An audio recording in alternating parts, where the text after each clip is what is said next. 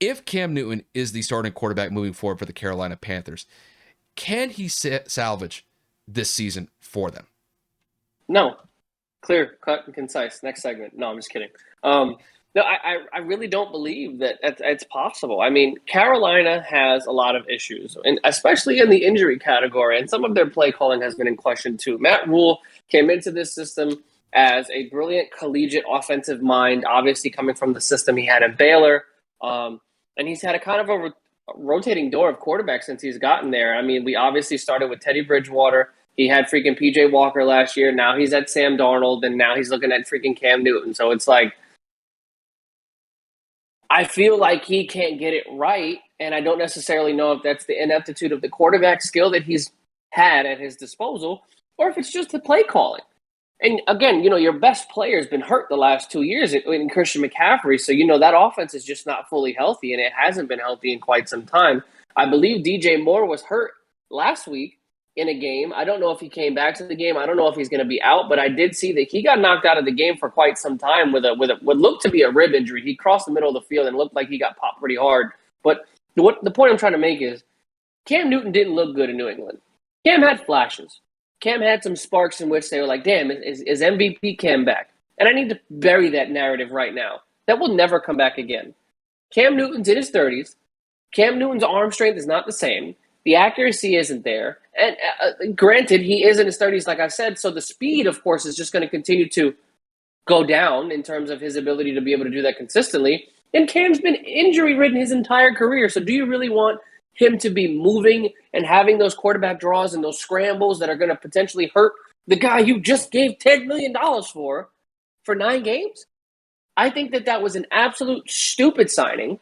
You could have, for that, you could have gone out and signed somebody else, or went and made a trade for somebody else, or let PJ Walker run the team.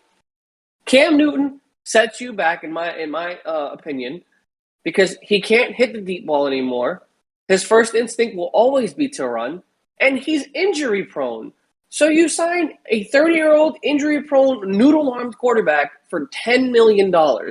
I understand 4.5 is only guaranteed, but if I remember correctly, we're talking about $1 million and some change as long as he is on the active roster every week to accumulate what could be up to $10 million. I know starting quarterbacks that don't make that salary in 2 seasons, and you're going to give that to a 30-year-old washed-up MVP. I'm sorry, Carolina's front office. I get it. You're trying to make up for the way that the situation had ended a couple of years back when he was cut. But to me, the signing just shows desperation. And it's just the wrong time, wrong place to go out there and ask for forgiveness. I mean, I'm not going to say it's all doom and gloom like the way that you portray it. But as far as can he salvage the season if he's the starting quarterback moving forward, I just don't see it. But I will say this in defense of Cam. Cam Newton last year had to deal with throwing to these wide receivers. N'Keal Harry. Go. Damiere Byrd. Jacoby Myers, who's no scrub, and Julian Edelman, who was on his last leg. And the 2 tight ends he had to throw to were Dalton Keene and Devin Asiasi. That's who we had to throw to last year. And that's why New England as a whole struggled mightily in the passing game. Granted, he did have some accuracy issues to go along with that. And I don't think that his shoulder was necessarily right, throughout that season. But he got through the season relatively healthy, and coming into this season, I thought that there would have been a chance that he was going to be the starting quarterback for the Patriots. The Patriots went with Mac Jones, and that meant that Cam got cut. So I do think that Cam does have a better overall wide receiving core, or just better guys to be surrounded with on the offensive side of the ball in Carolina than what he had last year with the Patriots. Look, you've got DJ Moore. DJ Moore is having a solid season, to say the least, with a rotating door of quarterbacks so far with PJ and Sam Darnold.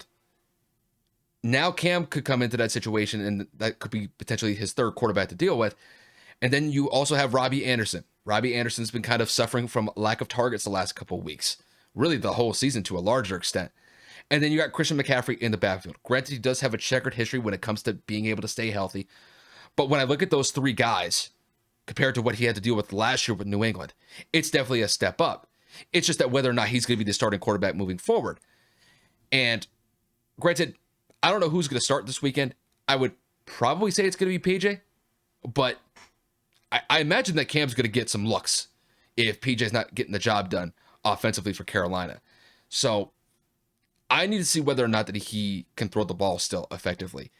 He had a whole offseason ready to go where he's fully healthy. We haven't seen Cam this healthy probably since 2017, 2018. It's been a while since we've seen Cam this healthy.